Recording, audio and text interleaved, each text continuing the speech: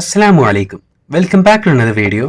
ഇന്നത്തെ വീഡിയോയിൽ നമ്മൾ പറയുന്നത് നമ്മൾ വീട്ടിലോട്ട് കയറുന്ന സമയത്ത് എന്തൊക്കെ കാര്യങ്ങളാണ് നമ്മൾ ചെയ്യേണ്ടത്.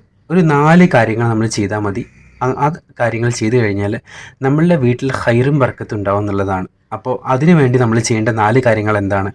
ഒരു വീട്ടിലോട്ട് കയറി ചെയ്യുന്ന സമയത്ത്, അത് നമ്മളെ വീടാവട്ടെ അല്ലെങ്കിൽ വേറെ ആളുടെ വീടാവട്ടെ, അത് ഒന്ന് അസ്സലാമു അലൈക്കും വറഹ്മത്തുള്ളാഹി വബറകാത്തു, അതായത് സലാം പറഞ്ഞിട്ട് വേണം ആ വീട്ടിലോട്ട് കയറി ചെല്ലാൻ വേണ്ടിയിട്ട്. പിന്നെ വലതുകാലം മുന്തിക്കുക എന്നുള്ളതുണ്ട്. വീട്ടിലോട്ട് കയറുന്ന സമയത്ത്, ഇറങ്ങുന്ന സമയത്ത് ഇടതുകാലം വെച്ചിട്ട് ഇറങ്ങുക എന്നുള്ളത്, അതായത് നമ്മുടെ വീട്ടിലോട്ടാവട്ടെ വേറൊരു വീട്ടിലോട്ടാവട്ടെ.